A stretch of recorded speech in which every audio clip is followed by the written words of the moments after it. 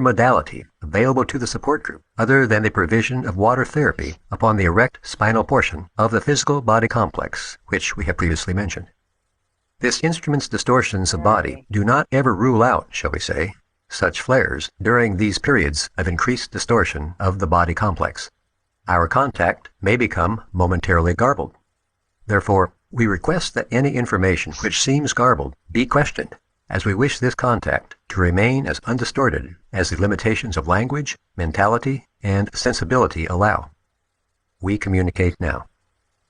Questioner: Thank you. Could you please give me the condition of the instrument? I am Ra.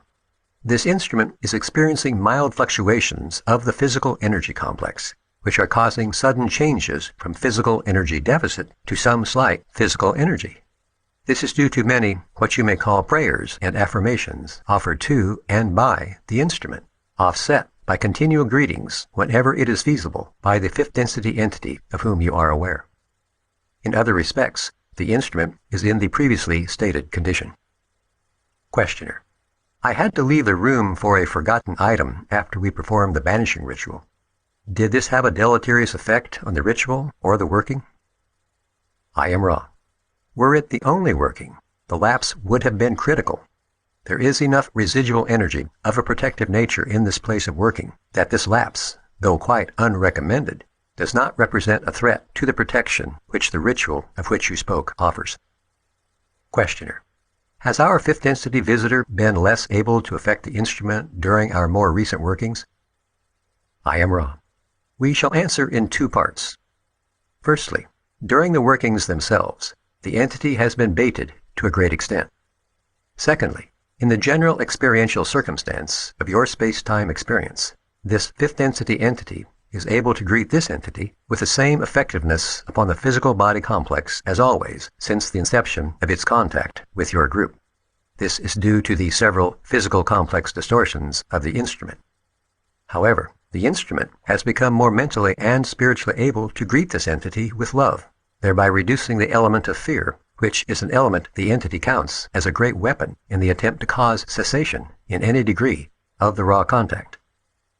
Questioner: What is the reason for the fact that the entity is able to act through physical distortions that are already present, as opposed to being unable to act on an entity who has had no physical distortions at all?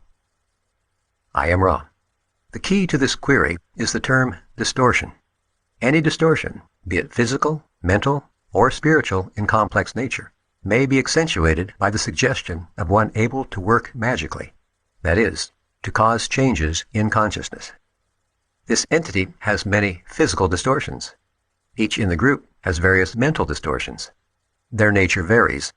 The less balanced the distortion by self-knowledge, the more adeptly the entity may accentuate such a distortion in order to mitigate against the smooth functioning and harmony of the group. Questioner: As Ra well knows, the information that we accumulate here will be illuminating to but a very minor percentage of those who populate this planet presently, simply because there are very, very few people who can understand it. However, it seems that our fifth density visitor is, shall we say, dead set against this communication. Can you tell me why this is so important to him, since it is of such a limited effect, I would guess, upon the harvest of the planet? It seems to me that those who will understand this information will quite possibly already be within the limits of harvestability. I am Ra. Purity does not end with the harvest of third density. The fidelity of Ra towards the attempt to remove distortions is total. This constitutes an acceptance of responsibility for service to others which is of relative purity.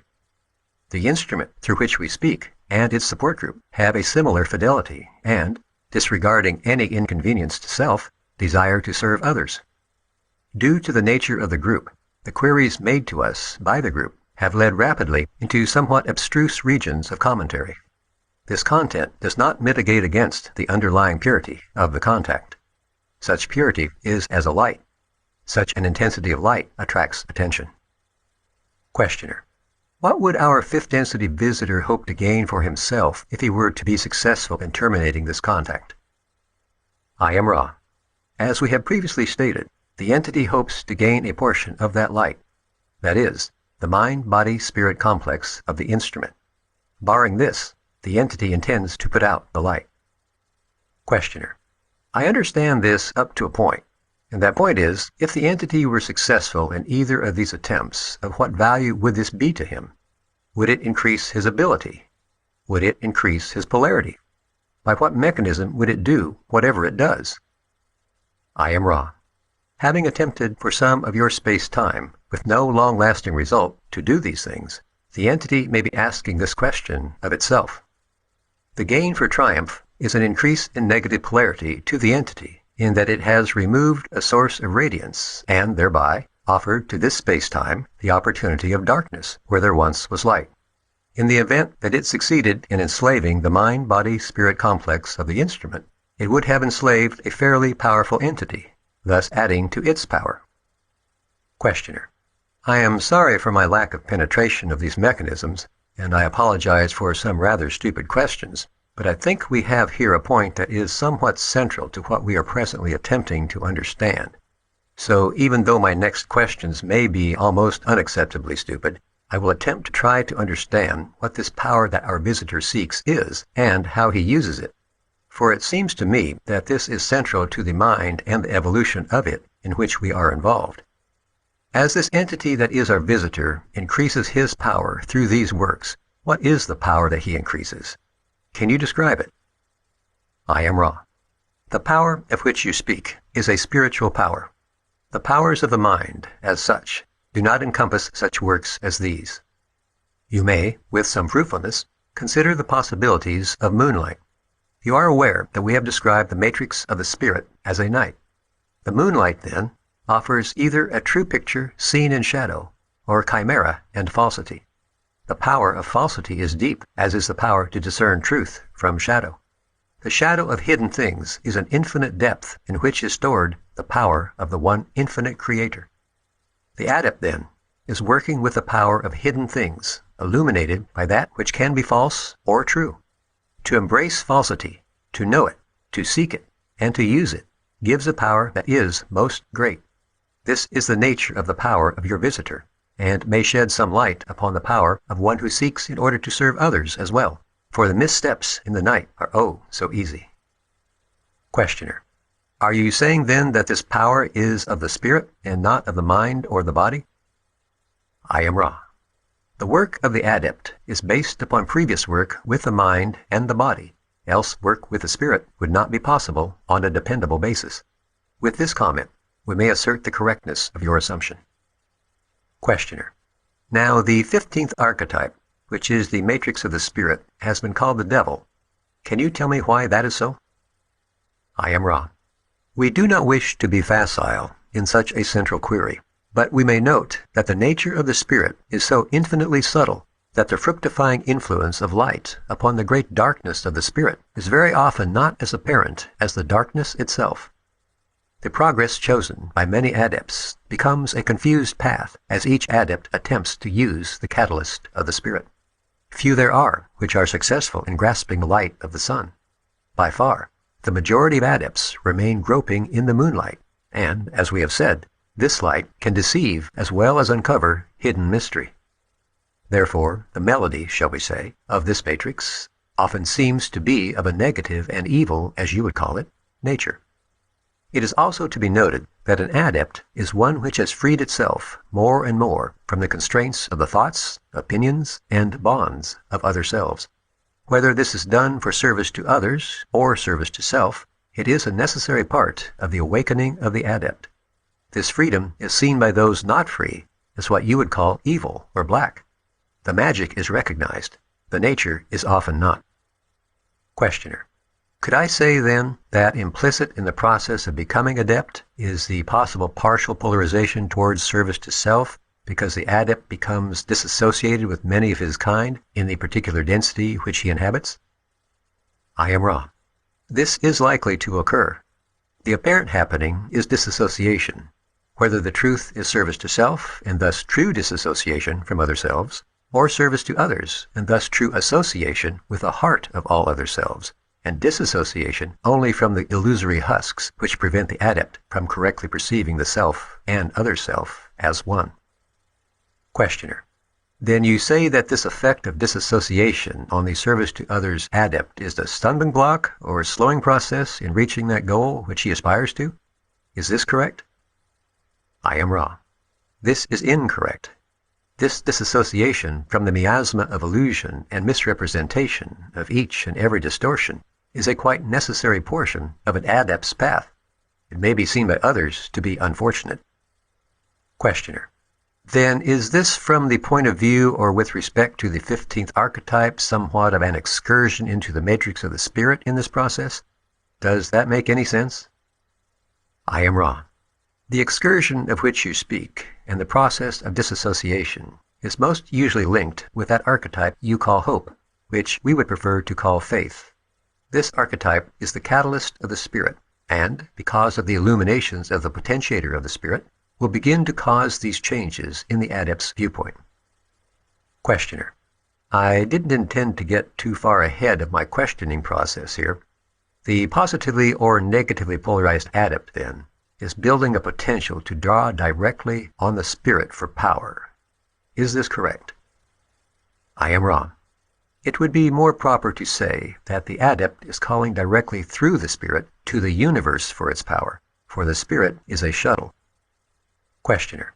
Now, the only obvious significant difference, I believe, between the positive and negative adept in using this shuttle is the way they had polarized. Is there a relationship between the archetypes of the spirit and whether the polarization is either positive or negative? Is, for instance, the positive calling through the 16th and the negative calling through the 15th archetype? I am very confused on these points, and I imagine that question is poor or meaningless. Can you answer that? I am wrong. It is a challenge to answer such a query, for there is some confusion in its construction. However, we shall attempt to speak upon the subject. The adept, whether positive or negative, has the same matrix. The potentiator is also identical. Due to the catalyst of each adept, the adept may begin to pick and choose that into which it shall look further. The experience of the spirit, that which you have called the moon, is then, by far, the more manifest of influences upon the polarity of the adept. Even the most unhappy of experiences, shall we say, which seem to occur in the catalyst of the adept, seen from the viewpoint of the spirit, may, with the discrimination possible in shadow, be worked with until light equaling the light of brightest noon descends upon the adept, and positive or service to others' illumination has occurred.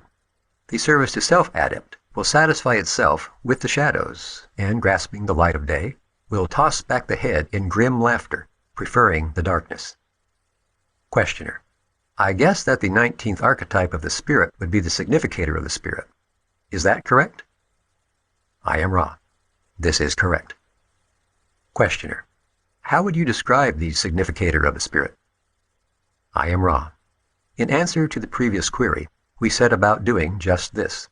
The significator of the spirit is that living entity which either radiates or absorbs the love and the light of the one infinite creator, radiates it to others, or absorbs it for the self. Questioner.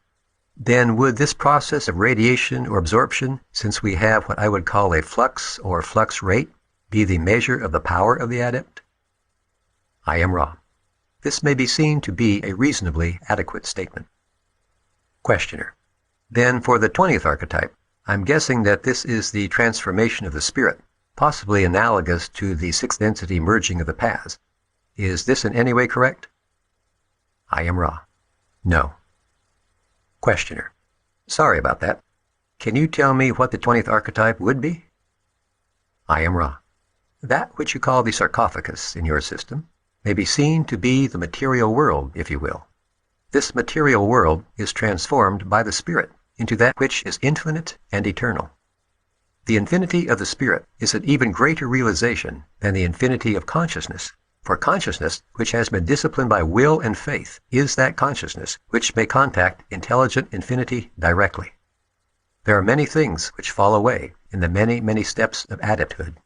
We of Ra still walk these steps and praise the one infinite creator at each transformation. Questioner. Then I would guess that the 21st archetype would represent the contact with intelligent infinity. Is that correct? I am wrong. This is correct, although one may also see the reflection of this contact, as well as the contact with intelligent energy, which is the universe, or as you have called it somewhat provincially, the world. Questioner: then, by this contact with intelligent energy, can you give me an example of what this would be for both? For the contact with intelligent infinity and intelligent energy? Could you give me an example of what type of experience this would result in, if that's at all possible? I am Ra. This shall be the last query of this working of full length. We have discussed the possibilities of contact with intelligent energy, for this energy is the energy of the Logos, and thus it is the energy which heals, builds, removes, destroys, and transforms all other selves, as well as the self. The contact with intelligent infinity is most likely to produce an unspeakable joy in the entity experiencing such contact. If you wish to query in more detail upon this subject, we invite you to do so in another working. Is there a brief query before we close this working? Questioner: is there anything that we can do to improve the contact or to make the instrument more comfortable? I am Ra. The alignments are most conscientious. We are appreciative. The entity which serves as instrument is somewhat distorted towards that condition which you call stiffness of the dorsal regions. Manipulation would be helpful. I am Ra. I leave you, my friends, glorying in the light and the love of the one infinite Creator. Go forth, therefore, rejoicing in the power and in the peace of the one infinite Creator. Adonai. Ra session number 81, March 22nd, 1982. Greetings in the love and in the light of the one infinite Creator. And let us open our hearts with love and kindness for each other, letting God flow through us as we talk about the law of one and related aspects kindly with each other. Thank you. Does anyone have any questions or comments about the session?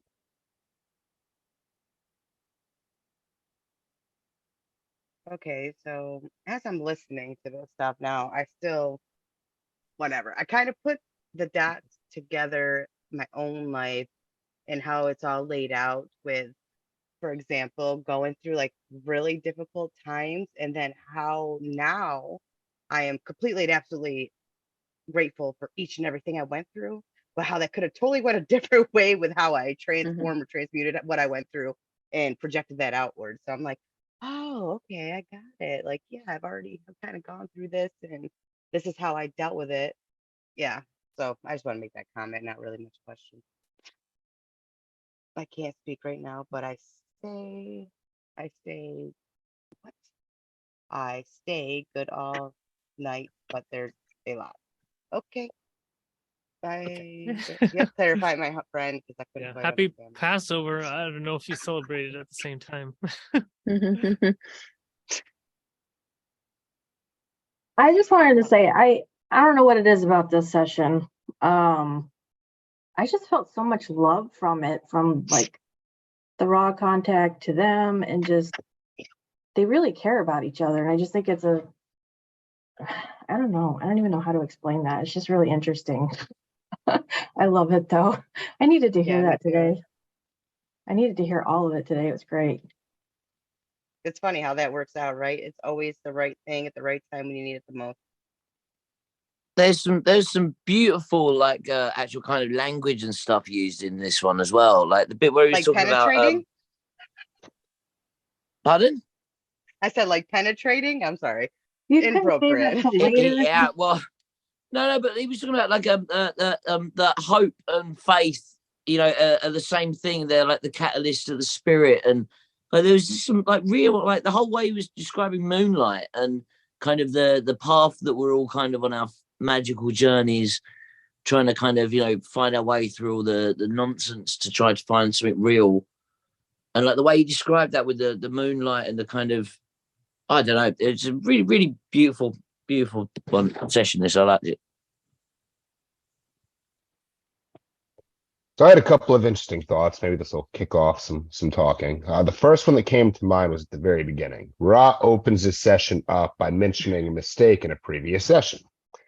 Well, to me, that kind of suggests that the group mind of Ra sits around and reviews previous sessions, and I feel the implications of that are just huge. I mean, just the idea of this huge group mind sitting around and saying, you know what? Let's all get together and go through the last meeting we had with these guys. I just that blows my mind. Yeah, especially Mm. because they care enough to go and correct something that they may have made a mistake with to ensure that we understand correctly or the way that they meant to. Well, Right, the to even have caught transparency- that. Yeah. the Especially when you think transparency is about the whole kind amazing. of time, space, time thing as well. Uh-huh. You know, like they're watching from kind of outside of time, and then they jump in, they kind of like give us an input, and then they jump out again, and then they see how it plans out, and if it probably messes everything up, they're like, "Quite, we've got to correct that. Jump in, fix it." I love And it. it. Okay, go Go ahead. I love how they are really presenting themselves as messengers and not gods that we're supposed to worship. With that transparency and the vulnerability too, I think. Yeah, exactly. Yeah, I was going to say more or less the same thing, that it shows that, they're willing to admit that they've made a mistake and then go and correct it. And that's like really mature of them. Like we have a lot of like leaders, like especially here in Canada, who are never willing to admit to any kind of mistakes, even if lots of people die as a result. You know, and so it's really that they're very much more mature than most of the world leaders that we have on this planet. Even saying that they admit their mistakes is, I think that's another point that I'd like to hit on, that they're not, I think so many people take what we have been given, and it's the word, like how they look at everything else with religion and so on and so forth, but they're like us, just going through their own experience. They're not gods. They make mistakes. So it's okay that we make mistakes. I think we're so hard on ourselves and aim to be like perfect, but it's not. Oh my God, it's so funny that you're saying that, because today I literally probably 5,000 times said to myself, be gentle with yourself, be gentle with yourself, be gentle with yourself. It's okay that you're feeling what you're feeling right now where you're at. There's nothing wrong with it. Acknowledge it, thank it, and let it pass through you. And I love that. I love that you were able to do that. It's not easy. No, I trust me, I know. I think if anyone sits here and acts like it is, I'm gonna call bullshit on every single one of you. I don't care how adept you are in this crap. It's not crap. Yeah, I would just add into that, and I think you guys kind of skirted this and kind of made the point, but I just want to directly address it. I don't think Ra wants to be seen as a leader. I don't think Ra wants to be, I don't know, they make it perfectly clear they don't want to be seen as a deity, right? And I think that's one of the reasons why I find myself so attracted to just all the channelings that I've come across that LNL Research puts out, be it Lotway, Hatan, whoever, because they all kind of have this mentality of, guys, we are right there in the bullshit with you. Okay, yeah, we're a density or two ahead of you, but if it doesn't resonate, it's not your lesson. Like we're not here to give you the ultimate truth. We're here to kind of tell you what we've learned, and if it resonates, awesome. If not, forget about it. We're probably wrong. And I think that is just such a cool mentality to have. Fred, we can't hear you. Yes. Yeah, we can't hear you. You can go down to the icon with the microphone icon. And then there's a little bird like thingy next to it, and then select a different microphone, and then one of them should be the microphone that actually works. It's probably the wrong microphone.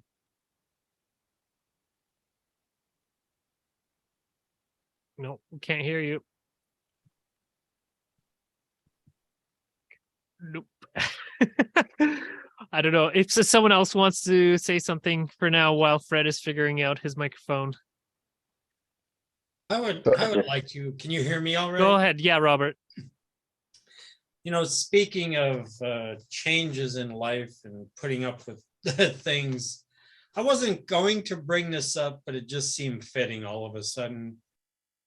today I had to resign from my job that I just started in December. Mm. And it was actually it reached a point of, well, we'll either have to terminate you or you can resign. That was the private conversation I had with the manager of the place. He's like, if you don't resign, and I'll give you that opportunity to it, I'll have to terminate you. So I'm like, okay, well, I'm out of here. Then I'm clocking out. So, but it was weird. It was a lot of, there were so many people complaining about me. And to give you an idea, one of the complaints was that I referred to a guy as dude.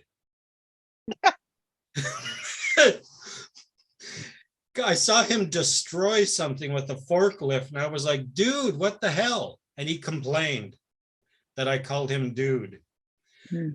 And then a Native American woman with beautiful long black hair, it was just amazing. I complimented her on it. Sexual harassment. Oh my. That's how it is these days. Yes, you cannot compliment people. Yeah.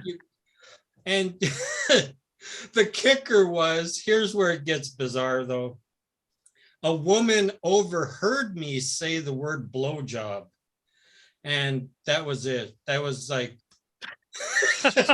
Oh man. I think that place didn't resonate with you, man. I would have got fired from there too, so it's okay in that case. I know. I don't really feel bad, but it was like the best money I've made in a long time. And it was going well, but I know it's time to say goodbye. Can you guys hear me now? Get terminated. Yes, Yes, we just Fred. heard you, Fred. I heard you, Fred. But it Yeah, was really nice. Robert, I empathize with you. My mother-in-law was a manager at a bakery, very large company, and one of their managers got fired because someone was on a ladder and he couldn't see what they were working on, and he told the lady to move her ass over. He got fired. Yeah. Mm. You can't say anything. That strikes a nerve with me. I'm not gonna lie. Oh, I know. Because, oh, sorry, go ahead. No, I'm agreeing. Yeah, go ahead, please. Because it's interesting where other places you can be sexually harassed blatantly in front of higher ups and nobody does a damn thing about it. But in your case, you're just being what I consider normal. Yeah. Yes. No, I Yeah. work in a shop with all men. There's 7 men in the shop I work at, and there's 2 girls in the office. If I don't get sexually harassed at least 3 days a week by the men in my shop, then something, everybody's in a bummy mood. I mean, I'm serious. They're ridiculous. And it's just goofing around. It's just guys being silly. I'm not even kidding you. The one young kid there, he's 24, 25. He'll come up to you, he'll grab your rear end and say something goofy and weird. It's just goofing around. And I don't know.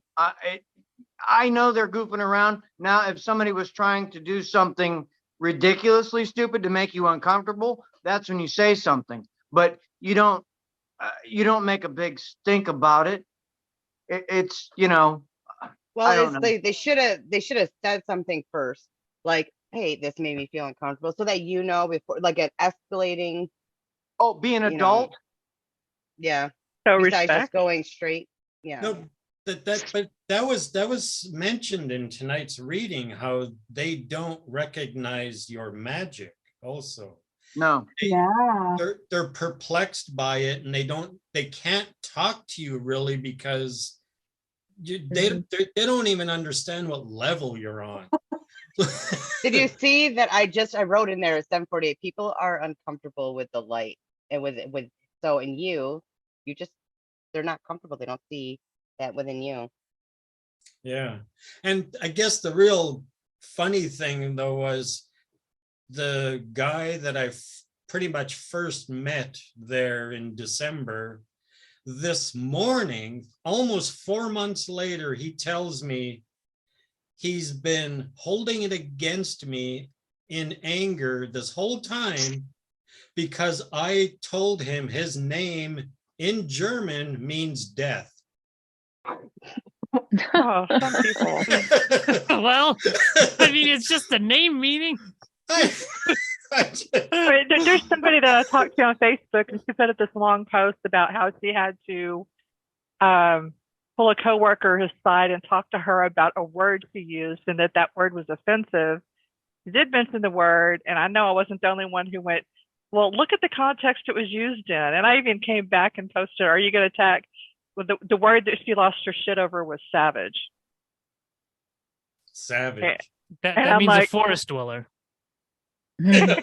Yeah, the person. I mean, it's like she took offense as if it were the 1860s and it were a slur against Native Americans, which is not how this person uses the word. I even popped back and said, "Are you going to go after Randy Savage because that's his name?" Yeah. Mhm. Yeah, it was He got ridiculous. savage. Yeah, that's gold. Yeah, you know, I think I mentioned it last week that I was also terminated from the Green Party for being too offensive. Oh, wow. Is there a that party was where you can be you? terminated for not being offensive enough? No, I was too offensive because I didn't support socialism, and I don't know, something like this. That they said they love my passion, but I'm too offensive, and that Because I couldn't say you're not socialist enough. Yeah, I don't know. I mean, it's not official. It's not a socialist party. Yeah. At least in theory. Yeah, they said, yeah, too many people were complaining about me, that I was too offensive, and exactly all the same stuff, basically. But yeah, I think you're right that it might be like what they were saying here in what was it, number 10. It is also noted that an adept is one which has freed itself more and more from the constraints of the thoughts, opinions, and bonds of other selves. Whether this is done for service to others or service to self, it is a necessary part of the awakening of the adept. This freedom is seen by those not free as what you would call evil or black. The magic is recognized, the nature is often not. So Yeah. because I had opinions that differed from the party line, they were like, they were basically not free in terms of that.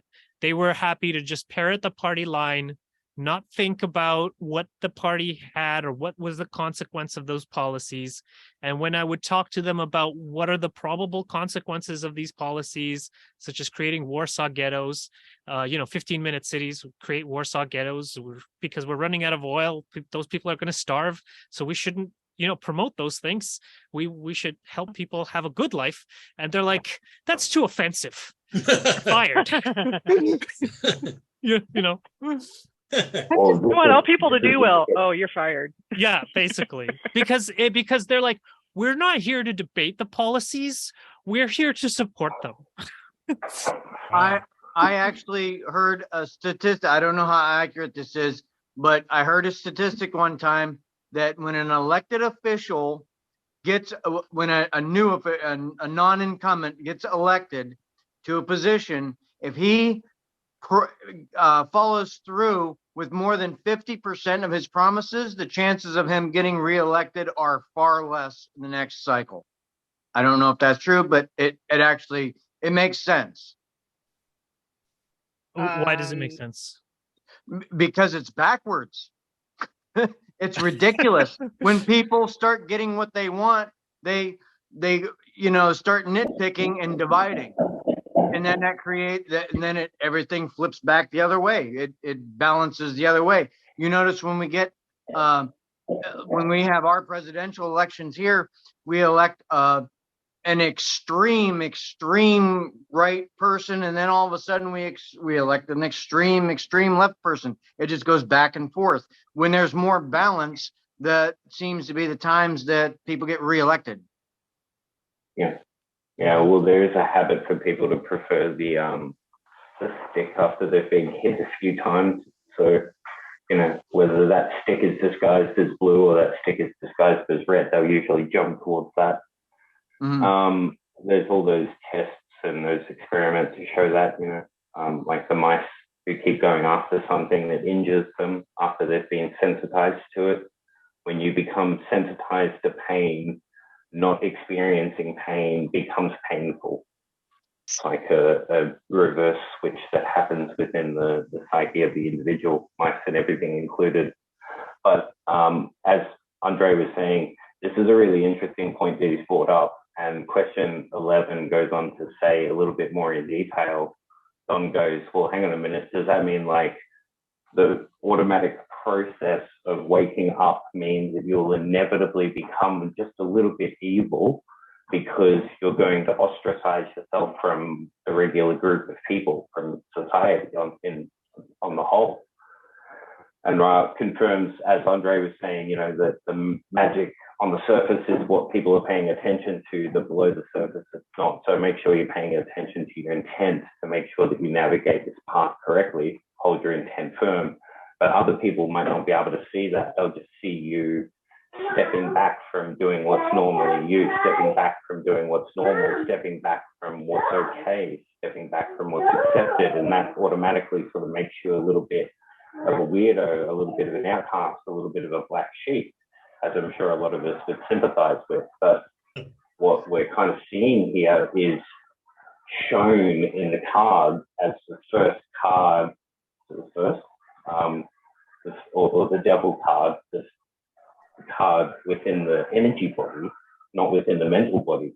How many people here can say that when they started on the path that they've found themselves on, that they've learned a lot, that they did somewhat some group of things and there wasn't any sort of issue with it, but somewhere along the way, something like what has happened to Robert happened, where they're just living their life, smiling at the sun, and then they look across and somebody goes, how dare you smile at the sun? And you go, whoa, hang on a minute, what happened there?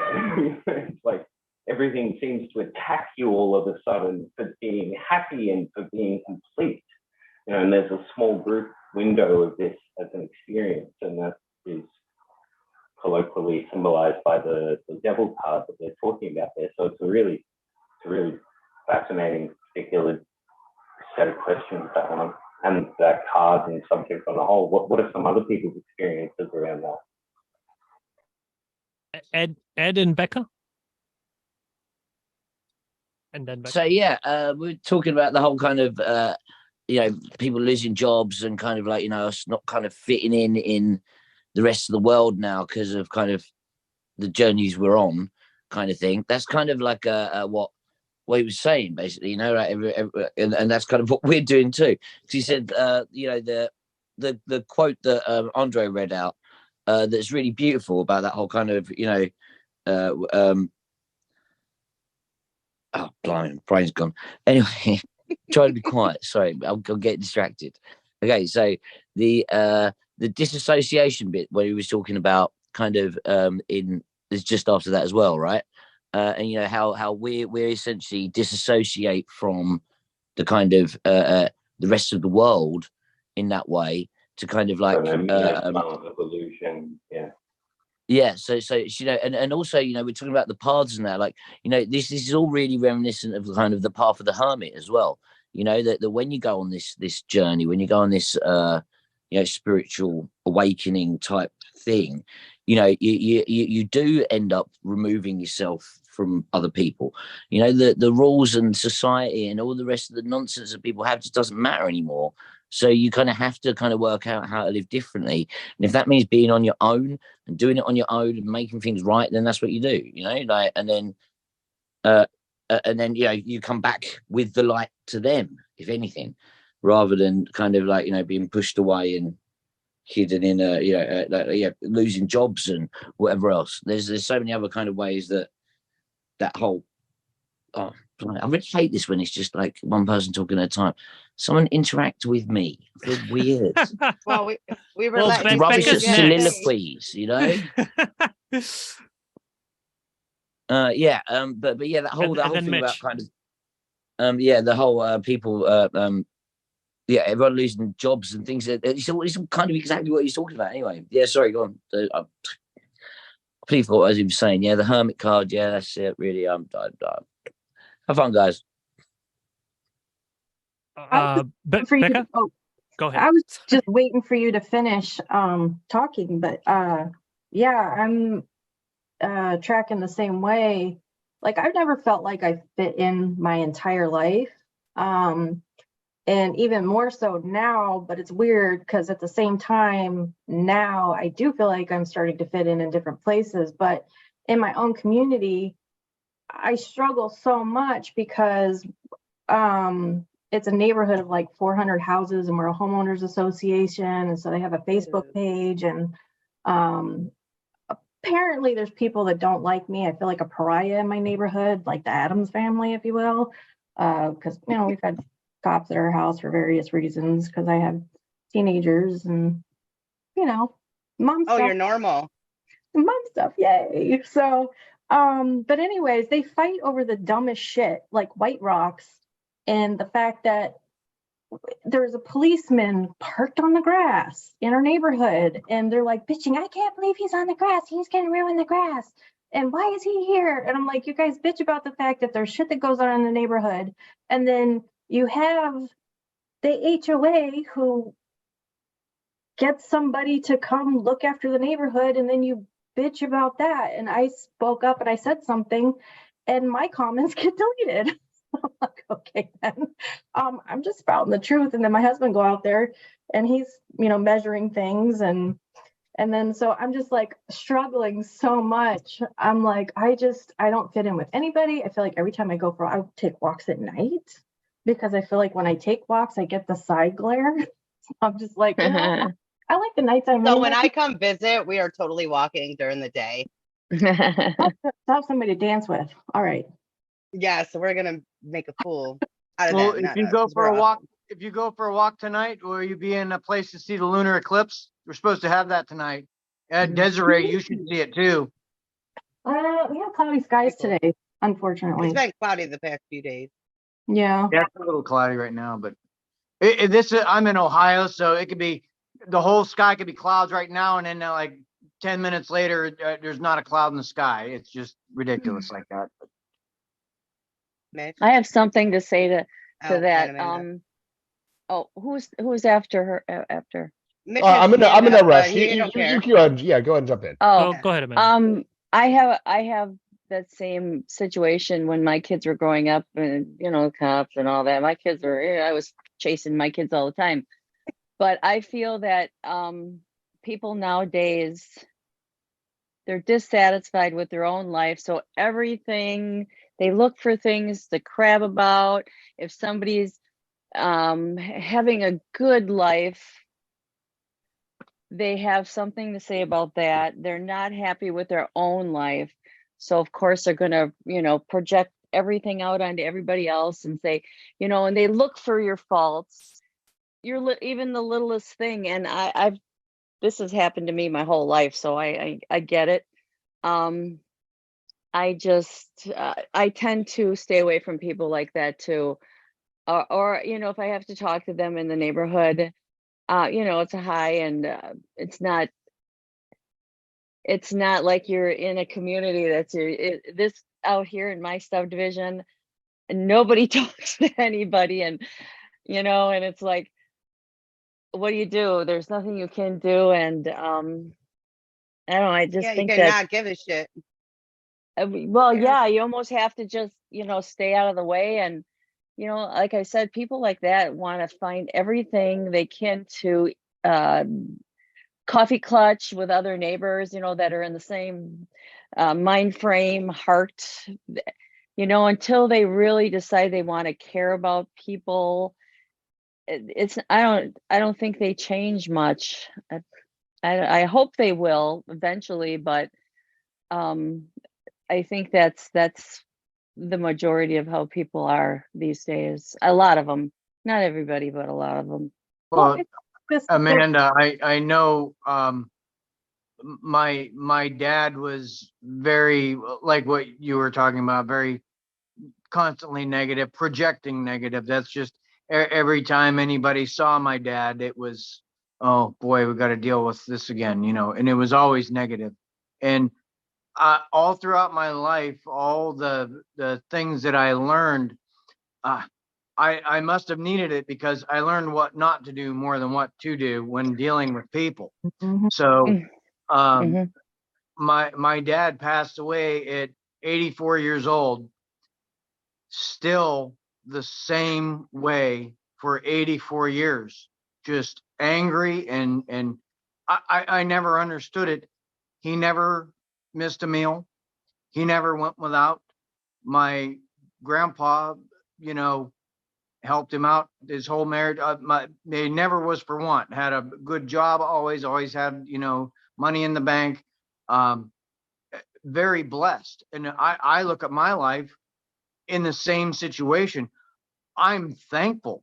I share it with I don't, when I see my kids, I'm not screaming and yelling at them because they cut their hair away I didn't like, or I'm driving a car, they're driving a car that, you know, oh, it's got rust on it. Now, what are the neighbors going to think? I never, I see my kids, I want to give them a hug and tell them I love them and say, I'm glad to see you guys. I don't care what your car, it boggles my mind, but it really set, and my brother and sister too, it's set in our minds really to be appreciative. And none of us are religious. We don't go to, not me anymore, but it, it's not a religious thing. It's a mindset. And that projects when you are really positive and people can see it on your face. When you go to the grocery store and you see someone and you smile at them. Well, I see people by themselves all the time. Just last week, I went to Myers and there was an older lady there, and I just wheeled around her and I saw her, looked right at her, and I smiled. She smiled back and she says, "Do you know where the olives are?" I'm like, "I just passed them 2 hours ago, right over here." And she's like, "Oh God, thank you." She says, "I've asked 3 people and nobody even wants to talk to me. Everybody's in a hurry and they're mad." And that's exactly it. So I just choose not to be that way. That's my choice. And we have a choice to make. We're supposed to be here to make a choice. And that's the choice I make.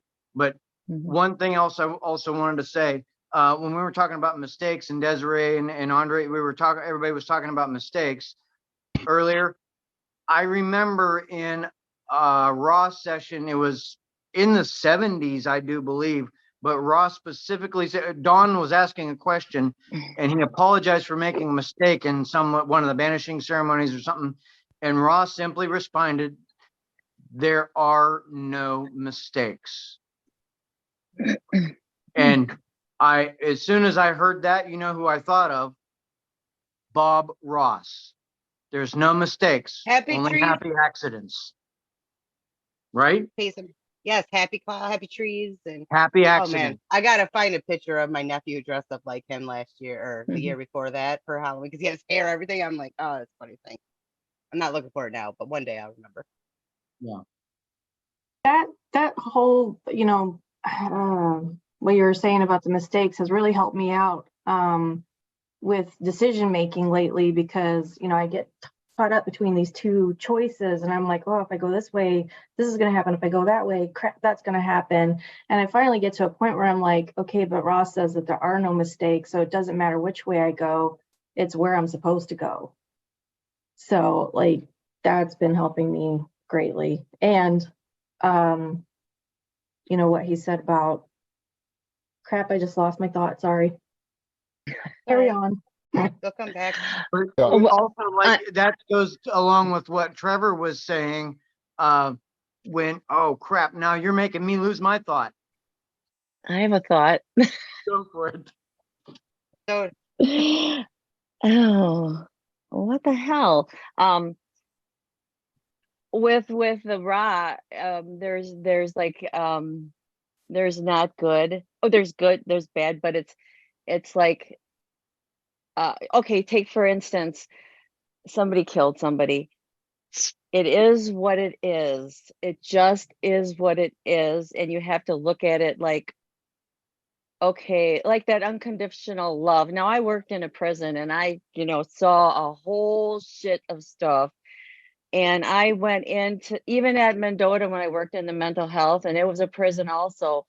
And there was some things that blew my mind. And so I go, okay, what is going on in this person's head? Now, this was before I knew any of the raw stuff. And I went in with that thought of, I'm going to treat him as a patient and that's it. It is what it is. Did I look at the charts? I did start looking at the charts, and then I decided I was not going to look at the charts, because then I would have this really negative thought in my head, and that might carry over to my nursing, maybe not. I don't know, but it's a possibility. So with that, with the raw, it says it is what it is, and there's always something behind why somebody does something. But I'm not saying that you should go out and kill people or hurt people and stuff like that, but as we're on one spectrum and they're on the other, and we try to get to the center to be neutral. Maybe that's the term, neutral. And I've been trying to do that with things. I go, it's their path, it is what it is. And everybody's like looking at me, and I'm like, it is what it is. I don't know what to tell you. I just how I feel now. It is what it is. That's what I'm just saying. It is what it is. So I think it is hard. It's hard to do it, but it can be done. I think when you're talking about this neutral thing, you're talking about my analogy, and I'm sure what I was saying, like to be balanced, to be in the center. Balanced. Yeah. To be in the You don't center. yeah. Right. But even that, It's not like you're it's not like you're giving the people who go and murder someone an attaboy and like, congratulations, you're doing great things. Right.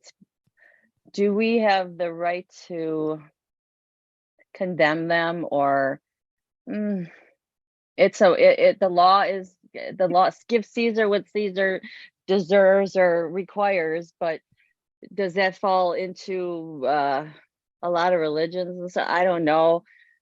It's hard to say, Well, I think that's probably what Jesus was meaning when he said, give to Caesar what is Caesar's and give to the Lord what is the Lord's, because we're a big mixed bunch of people. Ra even told us this is a melting pot of a planet because of a lot of negative things that happened that led to tragedies, or we would consider tragedies, but it's led us to where we are in a unique position. We are on the third density, going into fourth density planet, and we happen to be closer to the sun.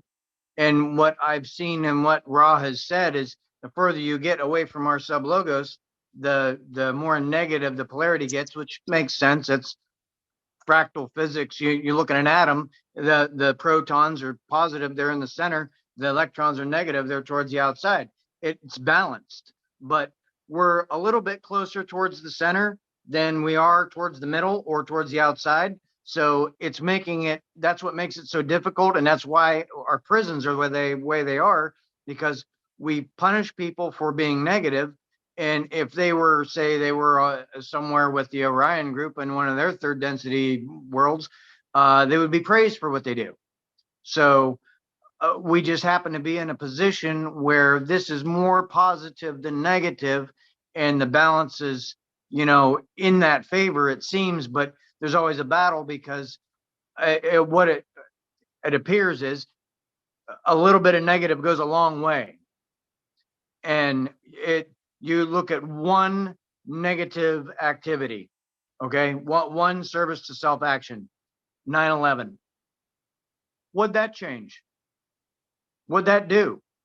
Look at the repercussions from one act of negativity. Look at Archduke Ferdinand, who got assassinated. One act because of a young boy. Dude, those are both black flags. They're like the worst examples you could have picked. Yeah, I know. But you look at the best. You go and you flip it the other way. The best. You look at, okay, Jesus. He was crucified. They killed him. Martin Luther King Jr. They shot him. You look at other positive, people. And that's question when JFK, he was assassinated. Either way, it seems to end in extremism, tragedy. So I don't know. It's strange that not strange, but it's just unique that we punish so harshly for negative behavior. And and we reward, but we don't reward, because you look at things like what we're doing. Every one of us in here seems like it's been fired from a job. I'd hardly say that any of us were fired from a job because of something negative that we were doing. It wasn't negative. It was just misconstrued energy, or it was a misdiagnosed nature of what we were doing. I have some.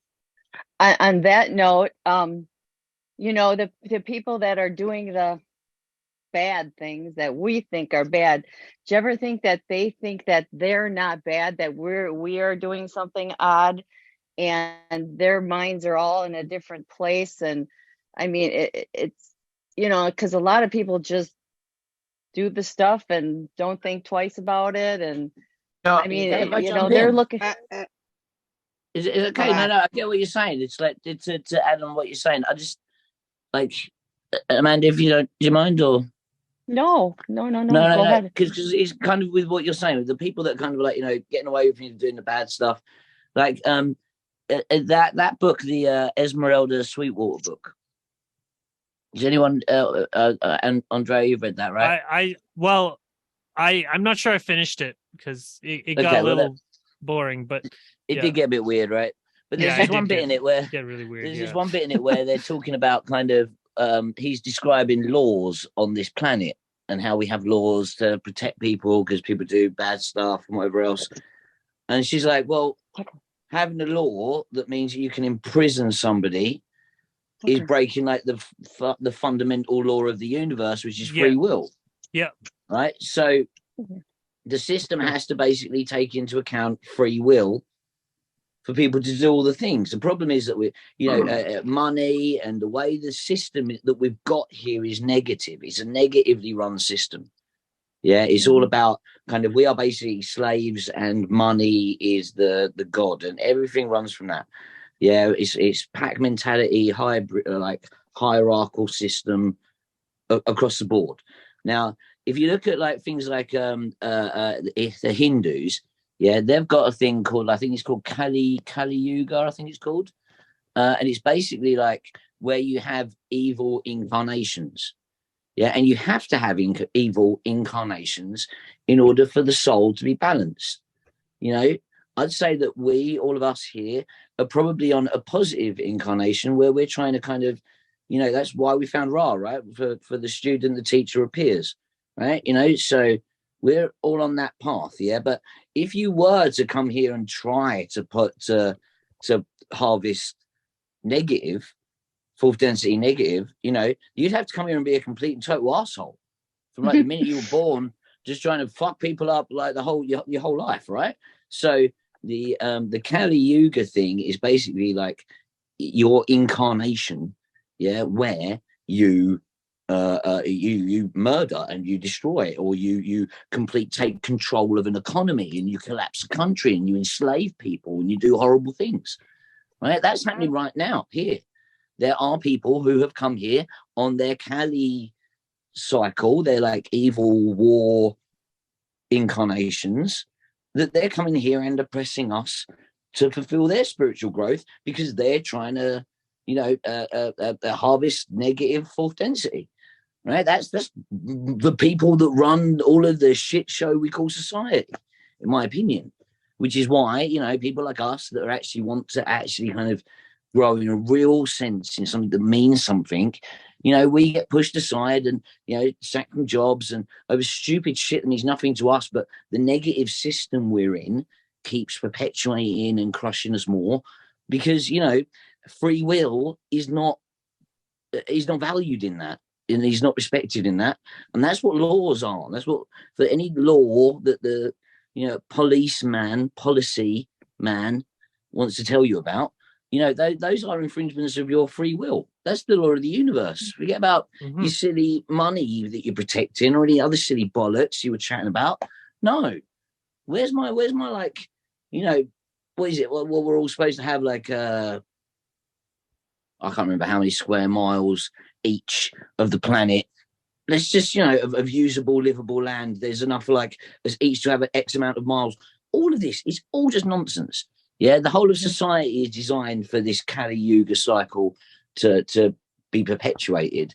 And yeah, sorry, Andre. Yeah, please do Yeah. feel free to jump in, Oh, okay. man. Like I hate this So- talking so- on the own. Just So, feel like I'm going on and I on. wanted Anyone have to an say opinion on what I'm saying, you know, like this- I'm gonna go back to earlier. raising hands. I'm gonna go back to raising hands, guys. Yeah, well, I did raise my hand a while ago. I had mine Um, ages ago. Yeah. Yeah. You know it goes in order. Yeah.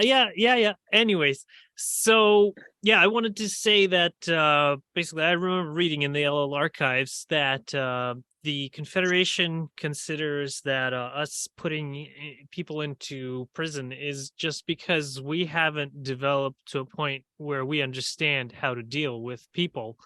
Yeah. And so it's kind of like, based on my reading of history, it seems to come from the whole idea of two wrongs make a right. So this person did something wrong, so let's something do else more wrong. wrong things, and Yeah. then the world will be better by us doing more evil. And Yeah, that's a great plan. exactly. And so, like, and I mean, now that's it very that's- rarely works. that's It does well, work it at all. doesn't work. It just creates more and more evil all the time. Like Well, that's it's the very whole rarely- Testament. right? Right. It was just like, you know, like what is it called? Leviticus, you know, it's just like, oh, they look at you the wrong way, the blood sacrifice them, you know, it's just ridiculous. But you know, we have alternatives, and that's to actually be nice to people. But there's a large amount of resistance because it's so different from the norm. It's like that whole thing that they were talking about with that adept cycle. Like, you know, like say, for instance, you know, when I'm saying, you know, we should have Ukraine in peace, then people are like, oh, you're a Russian, you're what do you call it? You hate Ukraine because you don't want Ukrainians to die. It's like, what? You know? Okay, right. Just take that though. Think about the the Ukraine and Russia, yeah, are entities.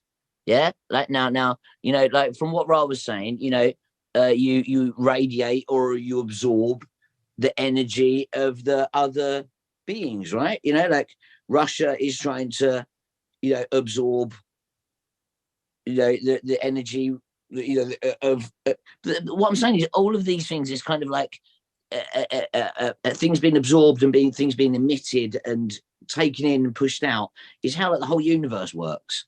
And really, you could say that war's like that. Yeah.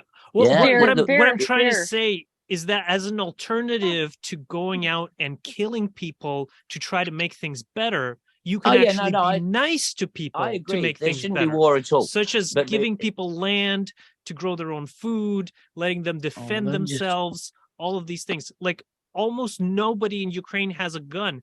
And so it's very easy for Russia to come in and invade, you know, because like it's so hard to get a gun. You have to have like $2,000 and you have to go to the black market, and it's ridiculous. And so that's why the Russians can just come in. They got two dudes with machine guns and they put everybody in the basement. You know, it's like in Canada, we've got a lot more gun That's ownership. why the Americans are all about their right to bear arms, guys, so that we don't end up in situations Exactly. like I am that. so Yeah. proud of the My Americans. Australian Yeah. friends, by the way, who are like, "Oh, governments kill you guys, just run around like we're going to kill everybody." I mean, granted, I feel both sides of it. I get it, but Yeah. situations like that, prime example. Yeah. But let's Okay, bring it Mitch. back. Okay. All right. yes. Well, bear with me. I've been holding on for a while, so I got more than a few thoughts on this, but I'll kind of work my way backwards. I feel like on some points we're kind of cherry picking law of one here. We are going out, we're calling all these different acts negative, and we're saying, oh, well, people are in prison because they've committed these evil acts and this and that, and we're ignoring the whole part of law of one that says that we're not in a place to judge whether or not an act is positively polarizing or negatively polarizing. We're assuming from our own worldviews that because of a violation of this law or that law, that an act becomes inherently evil. And I'm calling absolute bullshit on that one, because our prison systems, at least here in the US, are filled with people that don't deserve to be there. And this concept of, well, you found yourself in prison, therefore you must be a service to self entity is completely backwards, because the nicest looking actions in the world can be service to self. And the most evil looking of actions from any one of our perspectives can also be service to others. It's just we're in the illusion. We can't see it. And I think that is so fundamental to the conversation that we're having. The next point that I wanted to make was, when it comes to HOAs and shit like that, and this is just kind of the state of society. Um, it's really easy for us to say that. But at the end of the day, I think a lot of us have gotten to a point where we cling to the rule systems around us because it provides somewhat of a refuge from the fear that we all live in. And because of that, we've lost the ability to connect with one another.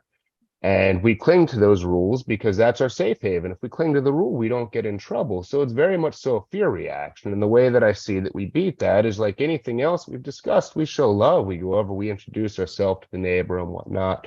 And I mean, dude, Becca, I feel like this sounds like it's pointed at you and it's not, because I feel that you're kind of the victim of the people around you. And that's utter horseshit, He's gonna go skip with me. But I kind of feel like when we find ourselves in these communities where everybody's just pissed off and everybody's just looking to crucify their neighbor, the best thing you can do is go over and try to find somebody else that seems oppressed by this, and say, hey, you want to come over, you want to hang out, let's get to know each other. You plant that seed of love, and hopefully it goes throughout the community. And if it doesn't grow, well, at least you have somebody else on your side that you can connect with and be with. The final point that I really wanted to make, and this is going quite a ways back, we were talking. Oh shit, hold on, I'm losing it. Why am I losing? We were talking, what were we talking about? A moment of silence. Yeah. Being friendly with your neighbor. Oh, I got it. So we were talking about, the tendency for others to condemn us for our light. And this isn't pointed at anybody specific, and I don't want it to sound as if it's an attack on anybody, because I'm not saying this even applies to anybody here. But I think there's a really dangerous potential in that message, because we can easily get to a point where anytime somebody disagrees with us or anytime somebody condemns our actions, we tell ourselves, well, they just don't like my light. And it completely stops that cycle of self-reflection. It completely stops my ability to say, well, I've hurt somebody. Well, no, I was just doing the light in me. I was being the adept that I know that I'm destined to be, and they can't stand that light. And I feel that's kind of a dangerous thing to get stuck on, because we will lose the ability to self-reflect and say, well, okay, maybe there's right and wrong here. Maybe I'm not totally right, maybe totally wrong. But at the end of the day, I did something to make this person uncomfortable. How can I fix this? Though sometimes it's people being assholes. Oh, yeah. No, absolutely, though. I mean, right, you never know. But if you get to a point where you're not reflecting on the situation, I feel Yeah, that a I lot see can that. miss. It makes sense. I think it's Fred and then Becca. Oh, okay. This is going back to what Amanda was saying earlier, and this kind of ties into what Mitch was saying too. But Amanda asked a question about if anybody that thinks that the negative path or service self path is actually being good. And I immediately I think of two examples of people that I've met in my life. One of them was a friend of ours, wife. They were very goth, I guess, and she wore a pentagram and had a pentagram tattoos, and she thought it was funny to make fun of what she would call churchies. People go to church and harass them, make them uncomfortable. And the reasoning was that she thought she was doing the right thing by harassing them, and that was actually, she was projecting light into the world because right, I agree, Desiree, but that's what she portrayed it as, negative. And but she thought that was being positive because of all of the things in the media about children being molested and money laundering with large church organizations, and Jim Jones cult massacre. He had a lot of examples to found her idea of what she did and how she felt was being positive. Another one, guy I worked with, he and again, he did sell drugs. So according to our societal rules, he was doing something wrong.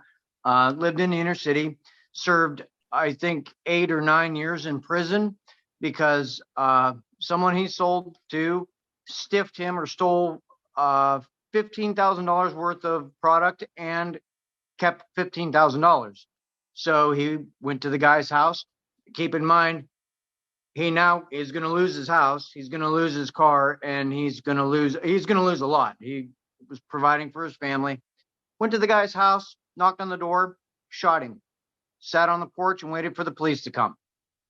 Thought he did the right thing, that he was 100% completely, positively in the right, and he would do it again. I worked with the guy for a couple of years. Really nice guy. I wouldn't want to make him mad, but that's just two examples of not knowing how to deal with people in all aspects. Just like you were saying earlier about what Trevor was saying about Ross said, that we don't know how to deal with people. That's why our prisons are the way that they are. That's why you see all the crazy things. Your neighbors complaining to get something, and then once they get it, complaining about it. You're not knowing what to do. We don't have that yet. And it's a developing social memory complex thing. That's why we're having such a hard time here. But kind of reminds me of when I was a kid, we would play one pump with our BB guns. We had 10 pump BB guns. You'd pump it up 10 times to kill a squirrel or something. And we promised each other and are running around the woods to only use one pump. Well, then somebody got stung in the ass with a BB. And you're like, that wasn't one pump. I'm doing it 3 times. And then the next time now you're getting nailed.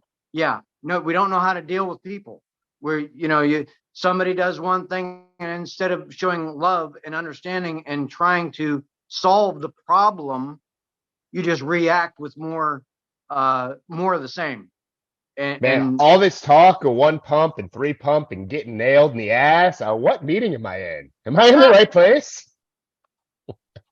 You stepped out for a second.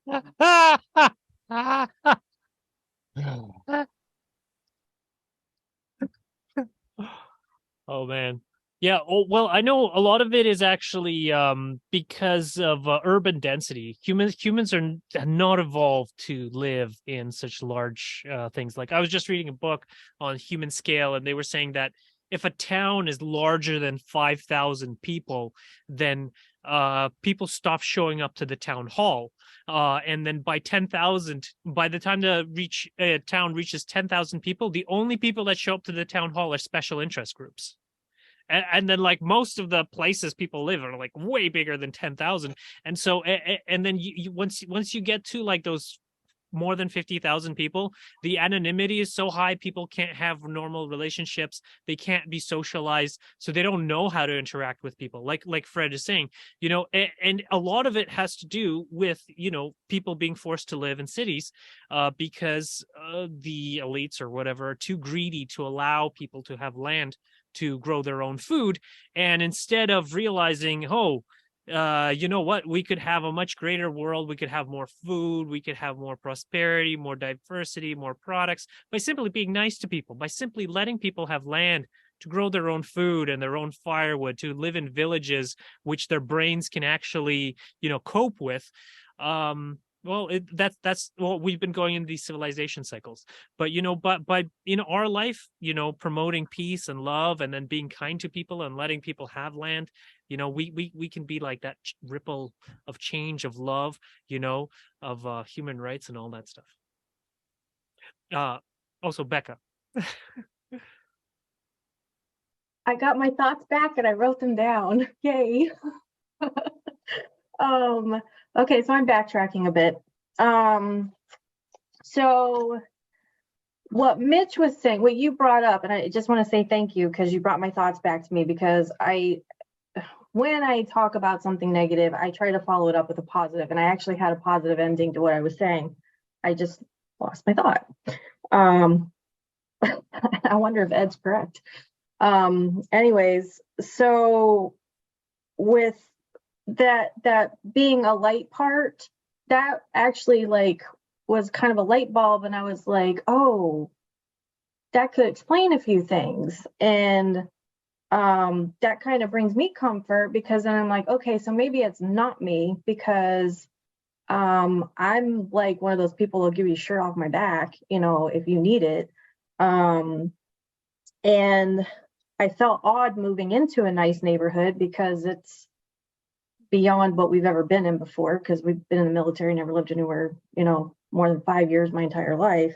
So this is bougie to me, and a completely different experience from where I started. But my neighbors, when I do get bombarded with the negative neighbors, if that's what you want to call them, whatever, I think about how amazing my neighbors are directly around me. They went to go get a recliner for my son after he just had rods fused to his spine, and they went and picked up a recliner, brought it into our house and set it up and everything, so that we didn't have to. And that just makes me want to cry. I'm just like, we don't talk very often. When we see each other, we're like, hey, and they've watched everything that's gone on at my house with the cops and stuff like that, and they haven't judged us, and they're not gossipers, and neither are these. And then I have one down at the end of the street that's amazing, and I appreciate them so much. So that little group really just helps me want to stay here. But I was going to talk on Fred. I still have my 10 pump BB rifle that I got for my 13th birthday. And I know exactly what you're talking about. That was my fun toy in Alaska. Anyways.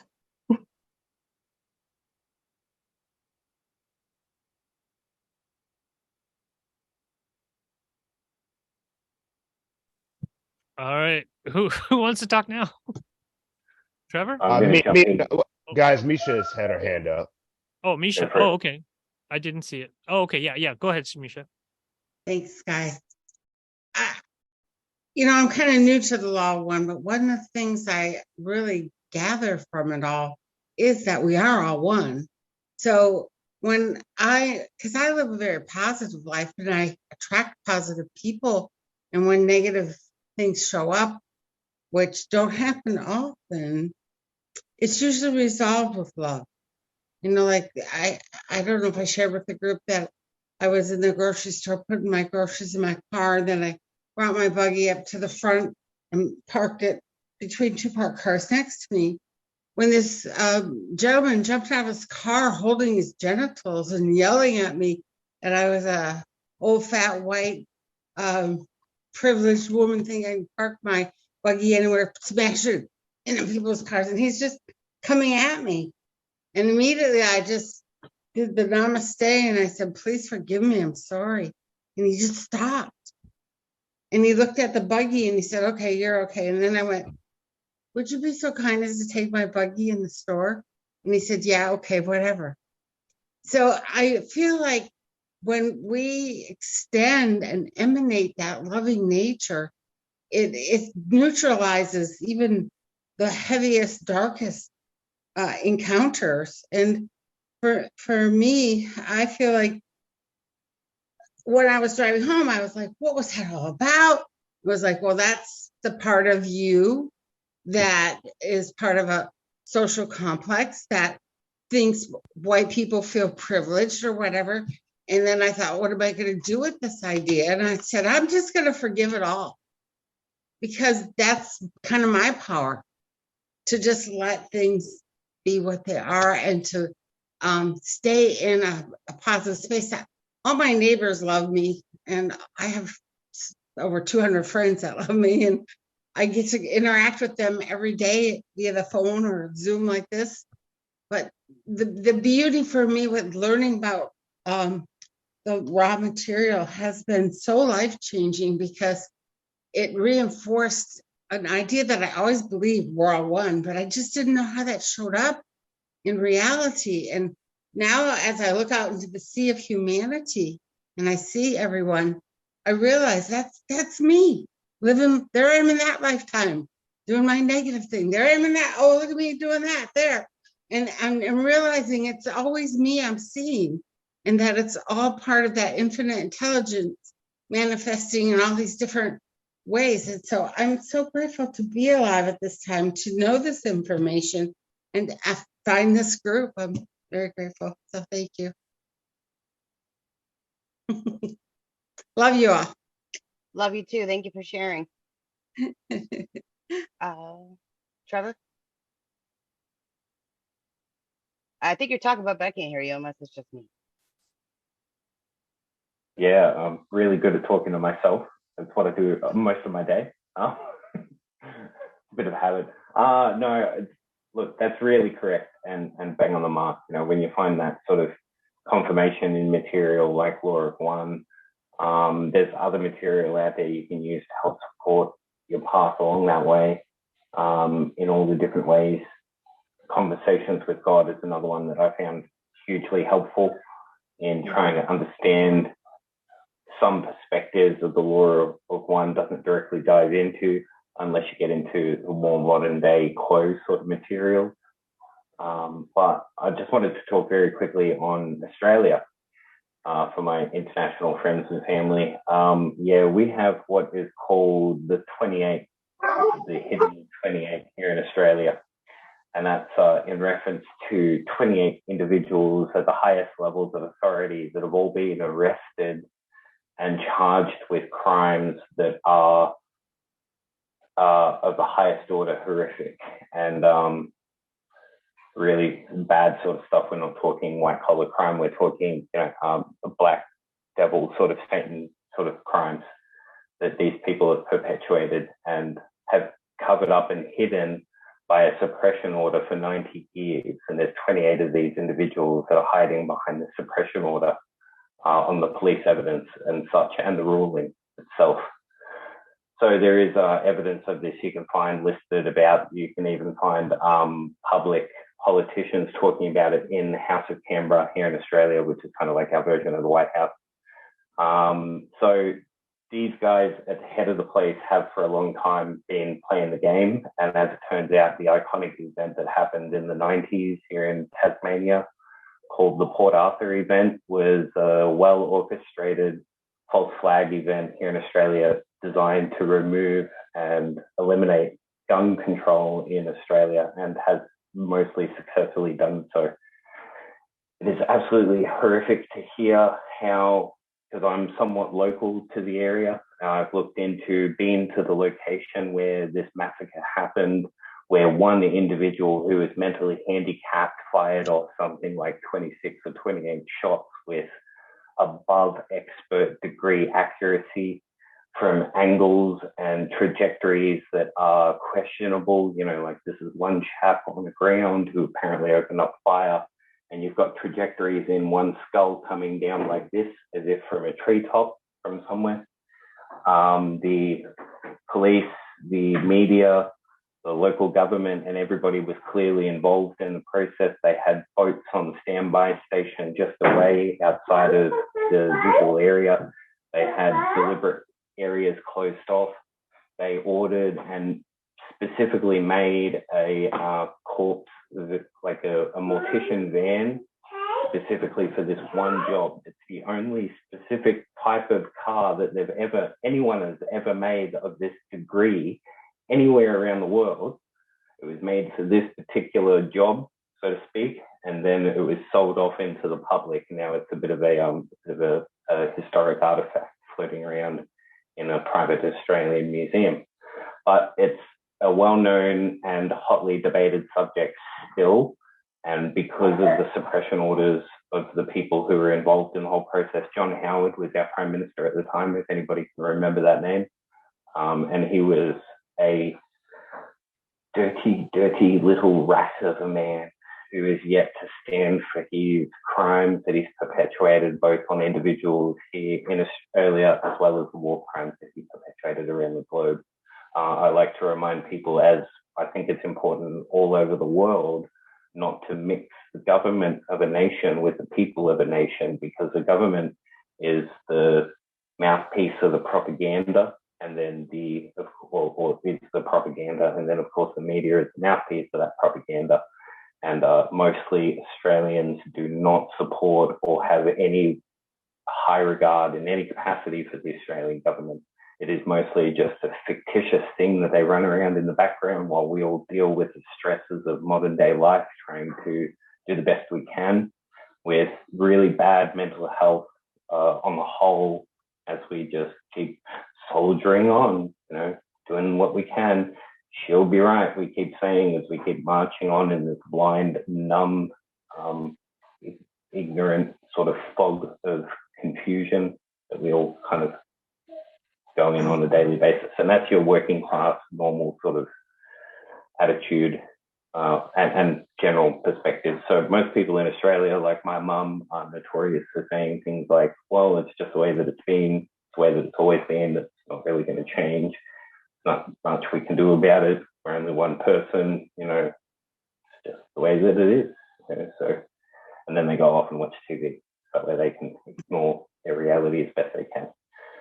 So yeah, we know about gun control very well, just so you know too, and we support it. Mostly people who are aware of it. There are still people around here who are emotionally tied with the argument still and think with their emotions rather than with their brains. And for the most part, I think that you can't really have a discussion with your emotions like that. That's where you having arguments and expressing these things outside of a regular sort of discourse.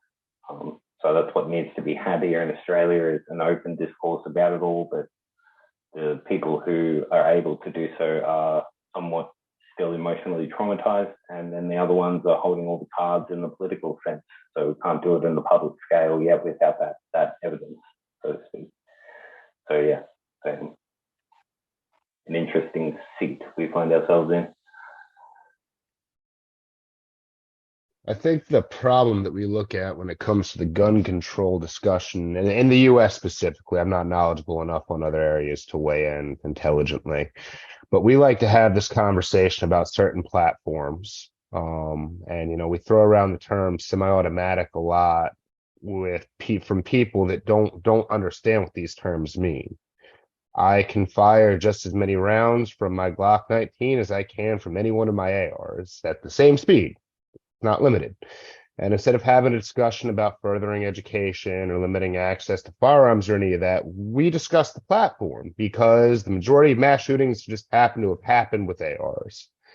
And again, I've kind of gotten myself to a point where I'd rather see all the guns taken up, because we're humans and we do just fucking terrible things with them.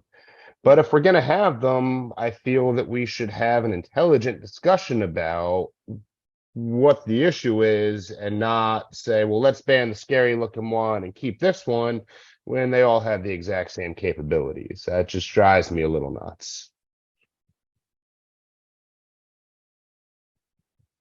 Yeah, I was reading this book today. It was called The Breakdown of Nations by Leopold Kohr. It was written in the 50s, and well, he kind of tied everything to the size. So basically, he says, like, historically, like, the bigger the thing is, the more problems and the more atrocities it commits. Like America, like internationally, it's known as like the World Terrorist Organization. It's been like destroying, killing millions of people for decades or centuries. It's horrific. But then so I think it makes total. But another section, he was talking about power disparity. Power disparity is what causes a lot of the atrocities. So if like the issue is that America is so much more powerful than all of these other nations, and so it can go in and it can like bully them and assassinate the presidents and destroy all of their governments and then overthrow them and then finance the terrorists and all that other stuff. And so that's what happens, because they're so much more powerful. But if we had a more level playing field, it would be easier. And I think that's why it's so great that Americans have guns to protect themselves from their evil government, and because that lowers the power disparity, because even though they have all of those FEMA camps and the concentration things, they can't round people up because there's just too many guns in circulation in America. Yeah, but the average the average citizen doesn't know how to use that gun. It's an extension of their dick, for lack of a better word. They just want to hold it and look cool. And more people hurt themselves with firearms than good is done with firearms. And I get both sides of the argument. I'm not anti-gun, but I'm certainly not pro-gun at this phase of my life.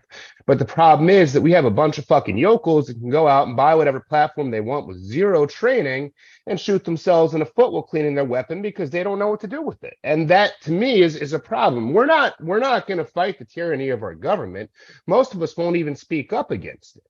So why do we need these weapons to hurt one another when we won't do the one thing they're meant for? Most people aren't hunting with their firearms in this country, and that's a totally different conversation. Dude, if you're hunting, by all means, keep your guns, no issues with it. But if you have zero training, zero fucking tactical experience, what are you doing with that firearm, man? Okay, it looks cool. Whatever. You don't need it.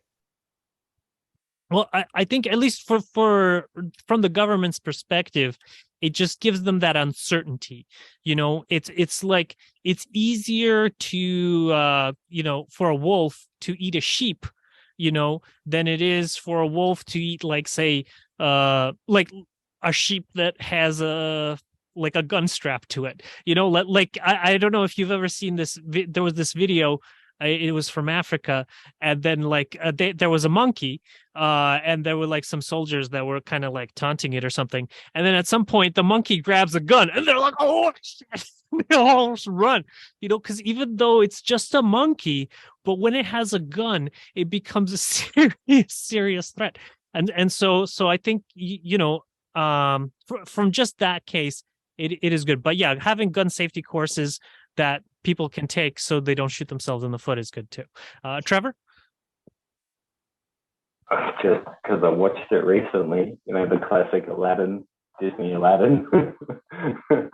He pulls out the sword from the ground, the monkey starts swinging it around. It's like, you idiots, we've all got swords. So yeah, okay. But no, this is classic scenario where, as far as I can tell, we've got a circumstance that has zero resolution. There is zero resolution to the circumstance right now in relation to gun control around the world. It is not a case where we have to give them up. It is not a case where we don't give them up. It is not a case of doing nothing at all. It's a case of remembering where it all comes together, which is in the law of one. We can fix the yokel problem very quickly if we come together as one family. The only way I can see in any sort of philosophical debate, and it's the thing that I like to do, wallow in the mud with other pigs, in the philosophical sort of arenas around this subject, and that's what causes and how do we, more importantly, cure evil or cure bad, or whatever you want to dub it as, or whatever you want to call it. And the only way to do that, of course, is through A, primarily awareness, and B, secondarily, education. These will both go hand in hand. And both of these go hand in hand with food, with support of both sexes, with acceptance of religious practice, with the ability to defend yourself, whether that's with a sword or a gun or nunchucks, if you just have to be a big Michelangelo fan. Whatever your method of modality is, or Chuck Norris, your primarily focused point is number one and number two. These are the two biggest things in life. And if we're discoursing and especially getting emotional about any other sort of argument, then we're falling into the classic scenario of separation, causing arguments to cause separation, because it's not something we can resolve. And that's the first question that we need to remember before we start getting on our high box about what our expression is. You're allowed to have your expression, but are you allowed to exert that over other people? First, check yourself and see if there's anything that you're doing here. Is there any resolutions what you're about to set in the course to do? If not, then what you're doing is simply expressing yourself. Why are you expressing yourself? Because you feel like you need to express, because you feel suppressed, because your opinion is going, oh, I need to get out. That's a symptom of being squashed down, right? Why do you feel squashed down? Is it because somebody has put you in a position where they've gone, sit down and be quiet? Or are you feeling squashed down because you're feeling squashed down internally. And that's where we start to see very quickly how these things are ourselves internally diagnosable and diffusable using awareness. As Desiree was saying earlier, not exactly an easy thing to do, but the path of life and the path of darkness, the path of creation itself is not an easy path. Has anyone tried to put together a model aeroplane with freaking tweezers, man? Like, it's really hard. You know?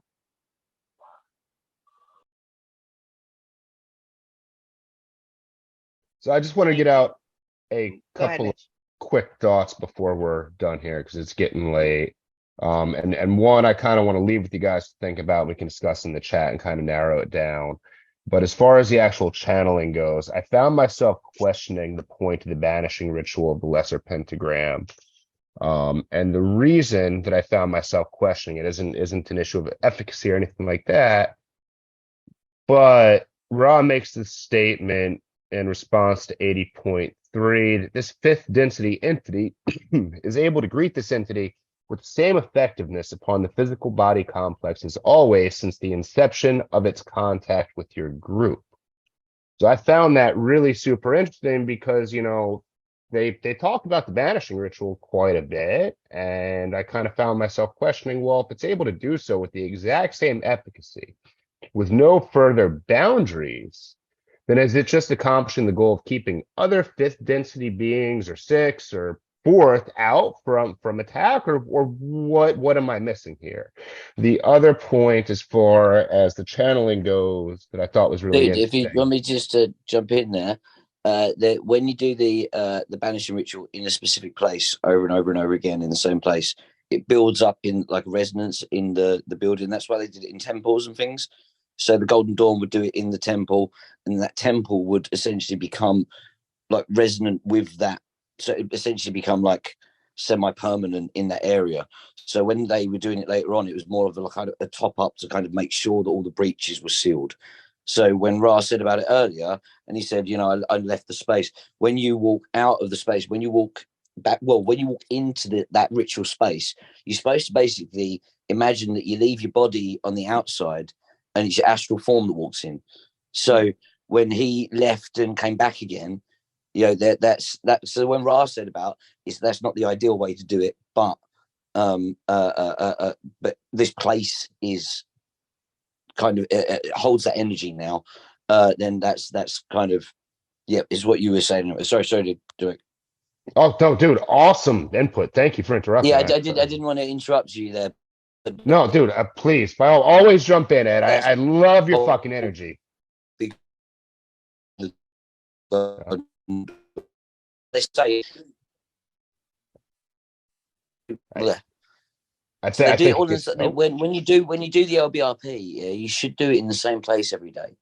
So if you're, you know, if you've got your little temple place or your little kind of place where you pray or wherever the fuck you do your thing, you want cleansed. Yeah, you're supposed to do the LBRP in that same place every day, and then essentially you create this kind of like crystalline structure, essentially of thought form protection around you, and that they've been doing the whole time. Then you've got the law of what's it called, the law of Dublin or the whatever, where because there's the three of them all focusing on the exact same thing at the same time, it becomes like 3 times doubled is 6, and then you double that again, so that's 12. So you know what I mean? It's like a shitload stronger because they're all doing it together. Right. But anyway, that was just it about the LBRP. But yeah. The other thing that I thought was really interesting is they're talking about the physical distortions of Carla, Ra is, but they don't mention Carla having any mental distortions herself, but yet they refer to the power of mental distortions. And I thought that was really interesting, given that we know what ended up happening with Don and kind of the trouble the whole group went through. I think that was an attempt, a direct attempt from Ra, say, hey, something's up here. You know, she's not the only one being attacked. You guys need to kind of take a step back and reevaluate shit without in any way violating free will. And it occurred to me they never mental distortion. Well, exactly. And they Yep. never asked as a group, was anybody else under attack? Is there anything else that we need to do? And my God, the amount of havoc it wreaked. And I just found it so interesting that, you can see Rod desperately wanted to get something through there. And I feel that it was just missed. And it's sad because there's so many times where they'll be going down these awesome tangents. And I'll have this question that seems like such a common sense question to me, but Dom was so methodical in how he did stuff to where he would just move on to the next point if it wasn't a planned exploration of something. And that was just one of those things that drove me a little insane. And then the final thing. I'm sorry, was that again? I don't have that one pulled up. Give me 1 second. I'll see if I can find it real quick. While you're doing that, though, I do totally agree with what you're saying about how kind of he chops things up. That can make it really kind of disjointed to read, I find, because he kind of jumps between the same subject over and over again. But it'll be, once he's finished his little line of questioning, he'll jump onto a different subject. So you get these threads of kind of information running through it where they'll pick up something from previously and go over it again. To be fair, I kind of like that. I wish you could just get a version where it was just all of the things Ross said about a specific subject kind of lined up in order. Anyway, I feel like they Kinda put like that something in the like guide. that. It But, is in like the concept guide. It kind of does do that. It goes by the concept and then brings everything together in it. So that was Isn't there a all over. search? Isn't that there was a search that you can do? yeah, for sure. That was 80.4 that they made that point in. And then the final thing that I just kind of wanted to plant the seed for, and again, discuss it in the chat. We don't have to decide right now. I know it's getting late and other people want to say stuff. But I wanted to see if anybody thought it was a good idea to consider moving the meeting to either Saturdays or Sundays, morning, afternoon. I know that for me, Fridays are always kind of dicey with getting out of work and stuff. And I've been lucky and I'll continue to make the meetings the best I can. I just wanted to see if, anybody else had any opinions on that. Amanda, you're muted if you were saying something. Anybody else? I mean, he's asking I for can't do your weekends. input. Oh, Well, it's already Saturday morning in Tasmania. so if you guys are cool with it, I wanted to sing the song for the session. Is that all right? Yeah. Okay. Great. And then In- Robert will close us out. Oh, okay. In a world of shifting light, we stand, a cosmic dance on this sacred land. Third density lessons we're here to learn, growing through the love we yearn. Oh, session 80, teach us now to navigate this change and how we find our way through love and grace as Earth transcends to a higher space. Harvest time draws ever near as the fourth density it appears. Doubling quickens our pace in this vibrant, energetic space. Oh, session 80, teach us now to navigate this change and how we find our way through love and grace as Earth transcends to a higher space. Balancing our energy, we strive. Through meditation, we come alive. Catalysts and experiences entwine a path of growth so divine. Wanderers join us hand in hand to spread the light across the land. Polarity and love, they show the way, guiding us towards a brighter day. Oh, session 80, teach us now to navigate this change and how we find our way through love and grace as Earth transcends to a higher space.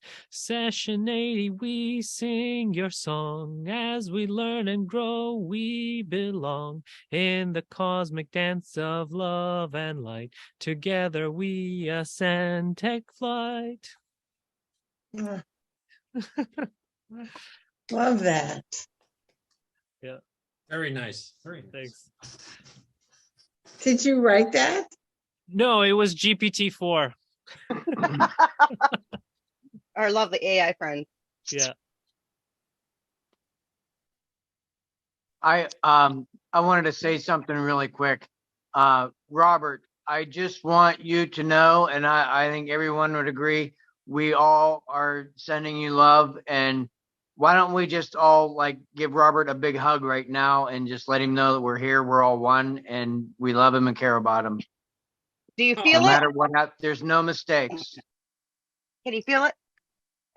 No?